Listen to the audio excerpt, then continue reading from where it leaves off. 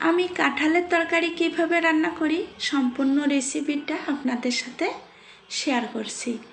Hello guys, সবাইকে নমস্কার। আশা করি সবাই ভালো আছেন। আমার আরেকটি নতুন ব্লগে আপনাদের সবাইকে স্বাগতম। তো যেহেতু আমি কাঁঠালের তরকারি চিংড়ি মাছ দিয়ে রান্না করব, তাই আজকে চিংড়ি মাছ কিনেছি, ট্যাংরা মাছ কিনেছি আর কাঁঠালও কিনেছি। তো চিংড়ি মাছটা আমি এভাবেই বেছে নিলাম। আমি এভাবেই বেছে নেই চিংড়ি মাছ। এভাবে চিংড়ি মাছ বাছলে মাছটা অনেক নরম হয়, খেতেও ভালো লাগে। তো মাছ কাটা বাছার পর আমি মাছটা ভেজে নিচ্ছি আর কাঁঠালগুলো এভাবে টুকরো করে কেটে নিয়েছি, সাথে কিছু আলুও দিয়েছি। তো তরকারিগুলো এখন আমি ভালোভাবে ধুয়ে তেলে লবণ হলুদ দিয়ে ভেজে নেব। কাঁঠালগুলো এভাবে ভেজে নিয়ে তরকারি রান্না করবেন, অনেক টেস্ট লাগবে। অনেকেই অনেকভাবে কাঁঠালের তরকারি রান্না করে, কিন্তু আমি এভাবেই রান্না করি। আর এভাবে একবার রান্না করে খাবেন, দেখবেন মাংসের চেয়ে বেশি টেস্ট লাগবে।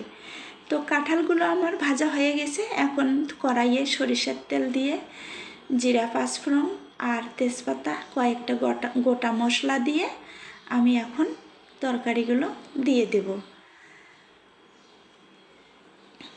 তো তরকারিটা দিয়ে দিলাম। এখন আমি এটাকে আবারও তেলে ভালোভাবে নেড়ে চেড়ে ভেজে নেব। আমি সবসময় এভাবেই তরকারি রান্না করি। তো ভাজা হয়ে গেছে। এখন আমি লবণ হলুদ দিয়ে আবারও একটু নেড়ে চেড়ে ভেজে নেব। আমি এভাবেই রান্না করি সব সময় তরকারি। আপনারা কে কীভাবে রান্না করেন অবশ্যই আমার কমেন্ট বক্সে জানাবেন। তো ভাজা হয়ে গেছে। এখন আবার আমি জিরার গুঁড়ো, মরিচের গুঁড়ো আর আদা বাটা, সাথে একটু গরম মশলা দিয়েছি। তো আবারও আমি এভাবে নেড়ে চেড়ে একটু একটু করে জল দিয়ে কষিয়ে নেব। আমি 2-3 বার একটু একটু করে জল দিয়ে কষিয়ে নিয়েছি। এভাবে কষিয়ে রান্না করলে তরকারিটার ভিতর সব মশলাগুলো ঢুকে যায় আর মশলাগুলো ভালোভাবে কষা হয়ে যায়।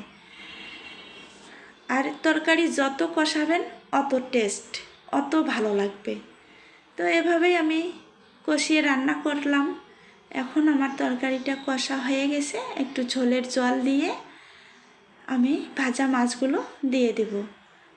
এই তো ভাজা মাছ দিয়ে দিলাম। এখন আমি নামানোর আগে ঘি আর কাঁচামরিচ দিয়ে আর একটু জাল করে নামিয়ে নেব। তো হ্যালো গাইস, আমি এভাবেই কাঁঠালের তরকারি রান্না করি। আমার রান্নাটা ভালো লাগলে অবশ্যই লাইক কমেন্ট শেয়ার করে পাশে থাকবেন। এ পর্যন্ত ভালো থাকবেন। সবাইকে ধন্যবাদ।